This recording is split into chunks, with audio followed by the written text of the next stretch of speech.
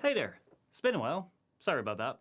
As you may have heard, over the last few months, I've been working on something special. You see, over the last year, I've really found my groove with the tech videos, which I really enjoy to make. However, I've also really wanted to make something outside of these four walls. Now, in the past, what I would do is just do my best Casey Neistat impression and call it a day, like most vloggers. However, this time I really wanted to find something that I could call my own. And even if the result may not be entirely what I expected, I still hope that you enjoy. Welcome everyone to the very first Michel Postma special, which very fittingly begins alongside a rather busy road. I mean, we have the tank station right over there, we have the truck standing behind here. It's not very scenic now, is it? Anyway, we're right here in the southern part of the Netherlands because right here is the most western point of the country of the Netherlands. And right here we have the Dutch border sign as well. Now, I've often said that the Netherlands is quite small. I mean, you can drive for 2 hours and be in a completely different country, which often gives you the idea that there isn't really that much to see or do around here. However, is that really true? To find out, I'll be spending the next 10 days traveling from right here, the most western point of the country, all the way up north to the most eastern part of the country, which is 475 kilometers away. And to do it a truly Dutch way, I'll be doing it all by bike.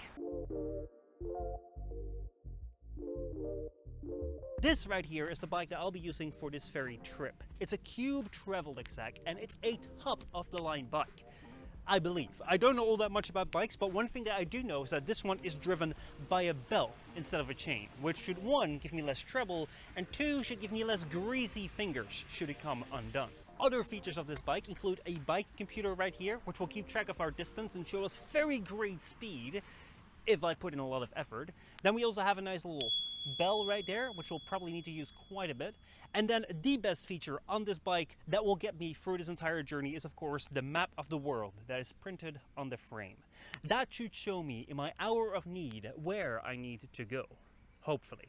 Now, other than that, what you may have also noticed is that it's bright yellow. That is a safety feature. The entire idea behind it is that as long as I'm visible to everyone, no accident should probably befall me. Now, in these bags, there's also some of my stuff. We have my clothes over here. We have the electronics over here. So were it to hit a puddle, then basically I'm completely screwed. But luckily, it never rains in this country, or so I've heard. Then coming around the back, we have a bag right here for all the camera gear. And then here up front, we have two bags that are for the camping gear. Because yes, aside from me biking this entire trip all the way across the country, I'll also be camping, which for some of you will be the idea of a perfect vacation. And for others, this will be the idea of absolute hell. Let's see what I think at the end of this trip. Anyway, the border sign is right over there. It's now June 26th, 11:25 in the morning. And I think it's about time to get started. So once I pass that border sign over there with the bike, let's roll the intro for Riding Dutch, west to east. Now, let's just get started with this. Let's hope it will go all right.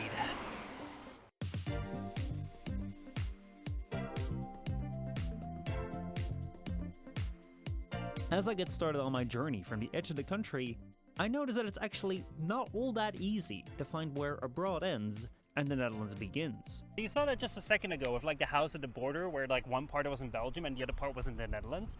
But even right now, I mean, like we have Belgium to the right of me, but to be honest, I couldn't tell you where like the Netherlands begins or ends.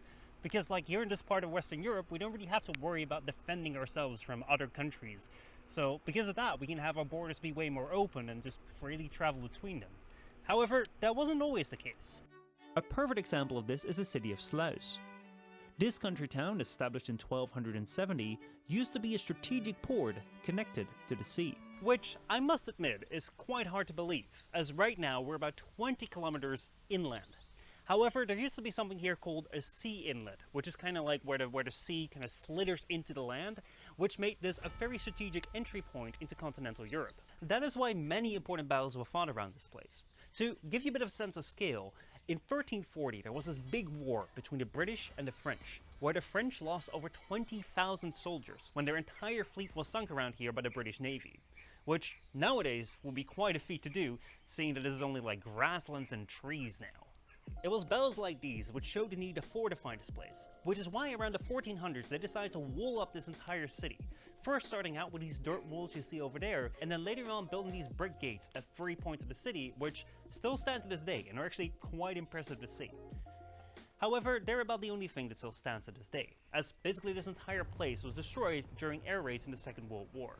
Now, I do want to say that I don't actually know if the sea happened to run around here. I just decided to stand in front of some water because I thought it would be more fitting to stand in front of this instead of something else when talking about the sea. Even if this some water over here is just a canal dug by some bloke called Napoleon in the 1800s. I mean, look, it ends just around the corner over there. Anyway, it's time for me to get on my bike again and travel through the Dutch countryside.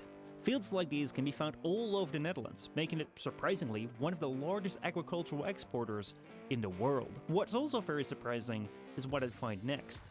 A small incline. We're now going up the steepest hill so far. But luckily, if we make it, oh look.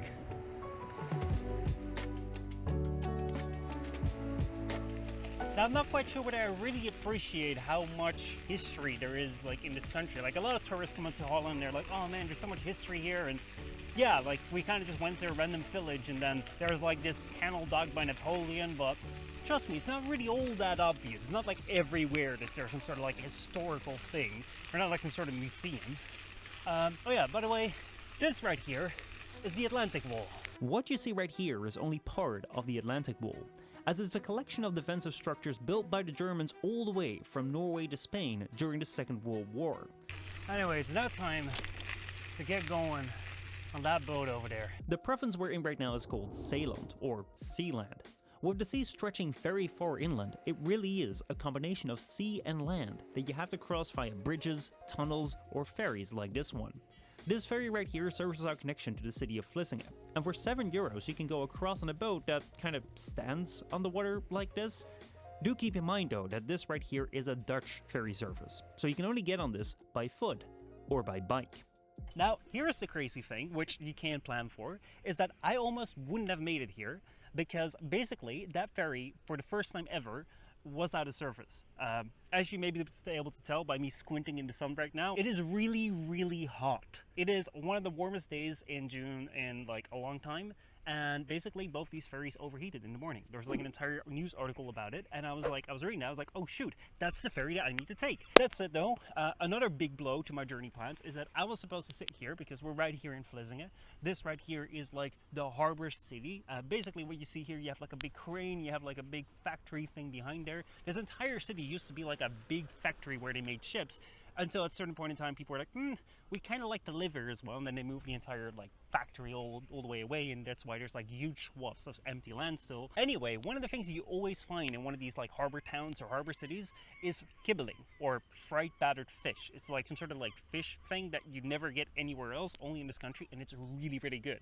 However, the shop that I decided to like go to that was recommended kind of had closed. It seemed like really closed off, like there was no one there.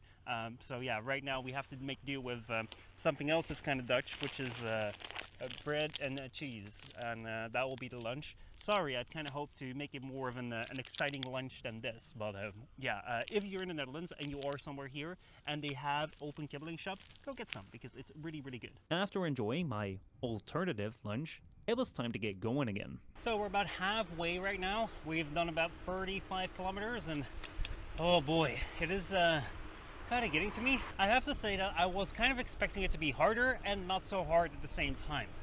On the one hand, right now we're just biking, and I'm quite used to biking. That's also why I decided to like go do this on a bike. However, the thing that I didn't account for is the heat. Another thing that makes this very different from commuting is that with commuting you kind of have a short distance to get to, or like let's say you do leisure riding around your area, like you can go longer, but you're always within a certain distance of home. Here, I still have 30 kilometers to go to my destination. If I don't make that, I'm screwed. Anyway, I hope you all like the structure of the video. I hope it's not too much of a boring history lesson, but I thought it would be interesting to like kind of show what interesting things there are around here. I don't intend all of these to be like a full-on history lesson. However, there is one thing that I will still talk about, and that is that.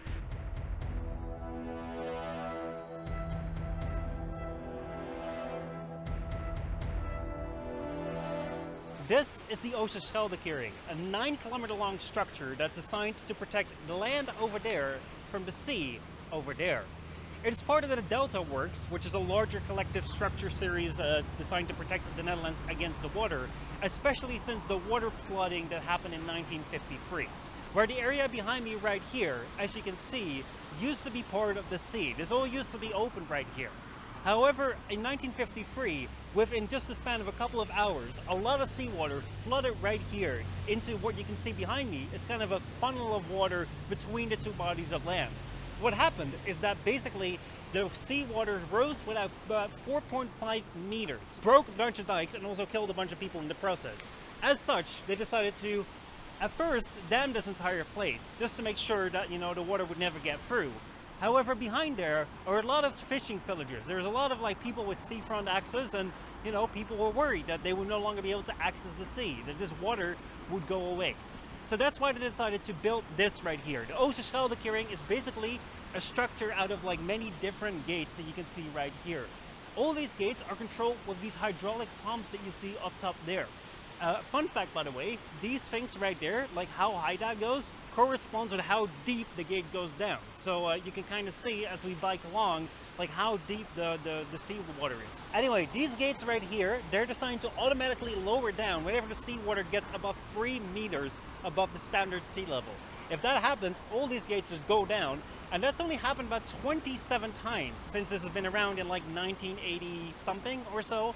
I don't know. Honestly, I'm pretty damn tired. The bike's right over there, and I need to cross this to get to the end there, and yeah. For as impressive as this thing is, I just cannot understand why they had to make this 9 bloody kilometers long. I mean, yeah, sure, it protects the people and the land, but with over 60 kilometers in my legs and a 31-degree sun bearing down on me with no shade, I just want to get over this as soon as I can. And there we are. The final destination of day 1. Oh boy, that has been one heck of a journey. I'm gonna go take this bag off because honestly, I can't take it. This is about 70 kilometers of biking, and we've made it here at the end of the Oosterscheldekering. And oh my, has it been a journey.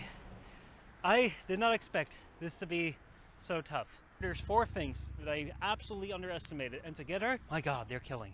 Number 1 is the weight of the bags. Really, like the last 10 kilometers, I was like really pushing myself to get to here. The second thing that I didn't account for is that thing over there, that bloody sun. Why, oh why, when it's the entire year, literally just cold and wet and rainy and gray and dark, why does it all of a sudden have to get crazy hot? The third thing I did not account for was the wind. I know that the Netherlands is quite a windy country. There's always going to be wind, especially here around the sea. Like Zeeland is known for its wind. But I didn't expect it to be a 100% headwind the entire time. And the fourth thing I didn't account for is doing it alone. It really, really sucks, especially towards the end, to do something like this alone. I look towards other creators that did something similar like this, where they drive around on the bike. I figured, you know, like I should be able to do that as well. They would have like a team backing them up with a car. I was like, man, you know, why do you have to back them up with a car? You know, like I'm Dutch. I drive bikes for a living, you know, like I do it every day, you know. I can carry my own stuff. It's YouTube, man. YouTube is not supposed to be well produced. Look at this show. Does this seem well produced? Does this seem like 2 cameras well produced? Okay, maybe I shouldn't have said that. That said though, for all my complaining, you do get to have this view, which honestly, I don't get to have every day. So I'm gonna have to get a good night's rest, and then we'll continue on tomorrow. So yeah, thank you so much for watching day 1 of Riding Dutch, west to east, and I hope there are many more days to come. However, there wouldn't be many more days. My plan to bike between 40 and 80 kilometers, plus camping, plus recording, plus editing, kind of fell through really quickly. There just wasn't enough time in the day at all. As a result, I was only getting about 5 hours of sleep a night, which just wasn't sustainable at all if I wanted to do this for 10 days straight. So I had a choice to make. Either I would continue on my special as planned and just see if I completed or just drop down, or I would have to reshift my focus. So reshifting my focus is what I did. After 225 for the 475 kilometers, I stopped the special, which was something that I spent the last 2 months preparing and sacrificed a lot of streams and videos for, which I'm sorry for. Now, even though I didn't get around to completing my challenge, I am still really happy with it, because I've learned so many new things from this that I'm definitely going to be applying for more regular videos, which you betcha are going to come back to this channel. Starting off with 2 more videos that I've been able to salvage from this, which will be about TwitchCon Europe, because that was also going on while I was out on my bike, and then there will be more regular videos that you're more used to. So that's where we are right now. Thank you very much for being patient with me and allowing me the time to experiment. I hope you enjoyed this video, which has now kind of turned out to be an overgrown, overproduced pilot, but hey, you know, I'm actually quite proud of it, and I hope you enjoyed it too. Let me know what you thought in the comments down below, because I'm actually really curious what you think about this video that I've never done before, something like this. Like, I really want to know. But yeah, that said though, I hope you all enjoyed, and I'll see you all next time.